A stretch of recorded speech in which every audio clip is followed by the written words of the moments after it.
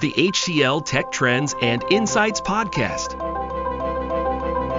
Today, we're going to be discussing the risks associated with Gen AI and how organizations can overcome them. I'm joined by Govind, the practice head for engineering and R&D services at HCLTech. Govind, how are you today? I'm good. Hi. Thank you, Nicholas. Excellent. Well, let's get into the discussion then. So we're seeing an explosion in Gen AI adoption across different industries and applications. But with such rapid growth, what are the biggest risks organizations face in deploying Gen AI at scale? See, before risk, I'll just cover the trend I see. I am interacting Gen AI customer for last 2 years, and I see shift. It was more POC experimentation, and now it is more expectation of output, more projects on the ground in production. And with that, I see lots of risk, but better I classified into some verticals because different verticals having a different risk, and there are common as well. So the industry which is more consumer based, the main risk I see privacy, security, and also these new chatbot as representing actually company.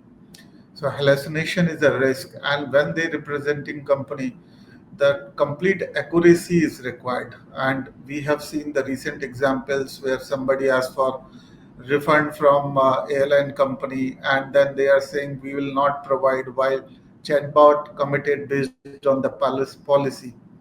So on consumer based industry, I think data privacy and commitment on behalf of company, that's the main risk. While on some other verticals like manufacturing or healthcare or deep verticals, there the risk is cost is risk or concern. Second is the accuracy of models. It's not accuracy of response, but accuracy of model, because end of the day, Gen AI, even standalone or with combination with the traditional AI, kind of black box. So companies in healthcare or manufacturing or legal firms, they want to double click or they want to see whether these models are doing what they want based on policies. So that reliance plus cost is another risk for such companies.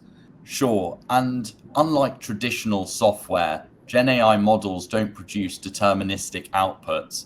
How does this change the way we should approach testing and quality assurance? Are existing QA methods still relevant?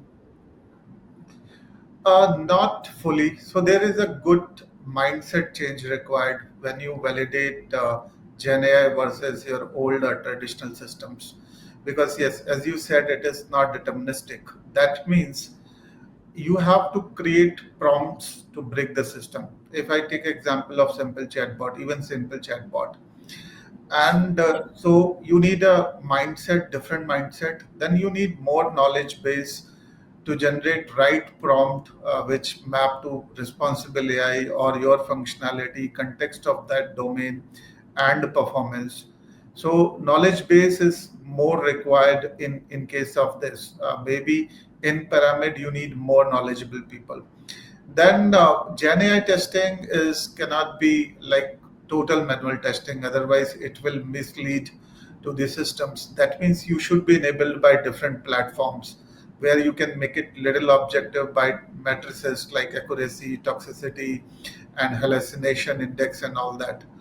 And then Gen AI is about data. If your data is biased, your system will be biased. If your data is not tuned, you will not get the correct. That means continuous validation is more important or super important in this case.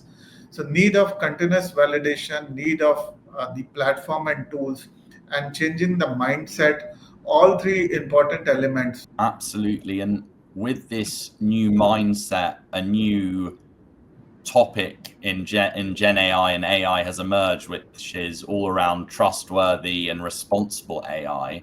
But what does that really mean in practice? What are the pillars of trust when it comes to generative systems? I think that is so. everybody talking about transparency, trust, accountability, and other aspects. I'll take a practical example. Suppose you asking chatbot simple whether I'll get refund for this or not. And if your chatbot is based on recent experience or recent memory saying yes, you'll get it, that means your chatbot is not accountable enough. That's one. Second is, if you are in a complex system, if you are getting results and you are not getting how it is arriving to these results as a model owner or as a business owner, that means it should be more accountable, it should be more transparent, it should be more trustworthy. So these are the practical element I see becoming more important on GenAI. And there have also been a rise in regulations like the EU AI Act and NIST's AI risk management framework. How should enterprises approach AI governance given these regulations? And is there a compliance burden, or should it be more viewed as a competitive advantage? I think, yeah, that's an important point. You have to see 2 points. One, your internal policies, and then second, your like legal compliances, whether it is EU or ISO. So based on your location or based on your domain, you can pick the right legal compliance standard, and also you have to merge with your organization policies, and then you have to govern on continuous basis. And for that, two things are important: how you are doing a continuous governance of that. Second, how you are actually closing the loop with your model designers or app application owners. That loop closure is important because practically there is a chances of data drift, or there is a chances of model drift, and there is a chances of because of data you are not 100% reliant aligned to these legal compliances. And explainability is something that's been around for a while as a target for organizations adopting AI and now Gen AI solutions. How important is it with Gen AI systems, especially when decisions or outputs impact customer or carry reputational risk? I think that is becoming more and more important.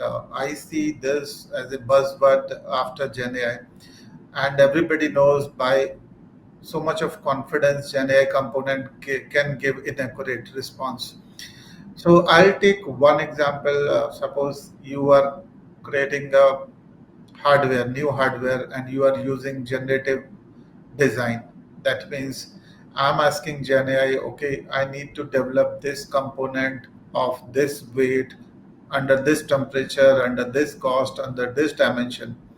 And suppose Gen AI is generating that component for me, and then Gen AI I'm using for simulation before it get approved, and then in working I'm validating using Gen AI generated data.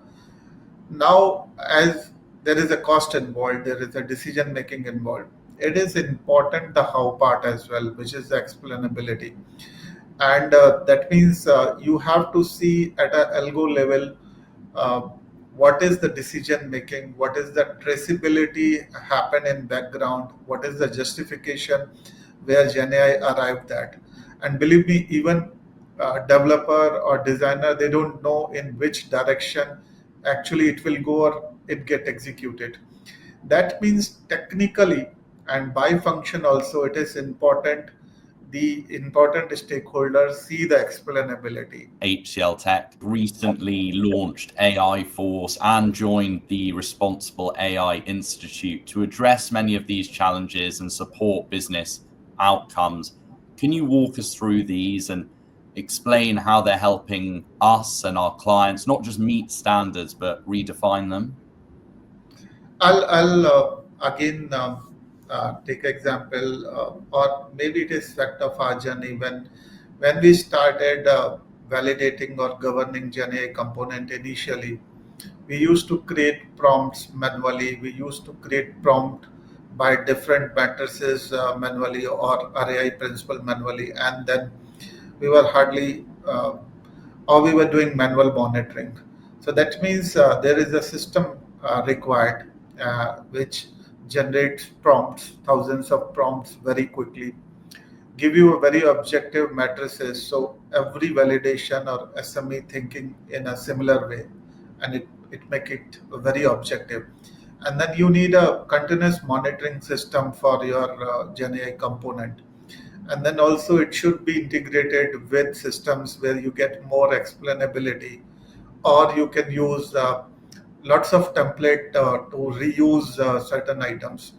All those capabilities we bundled in a system and created that to enable validation engineers or LLM op engineers or developer SME.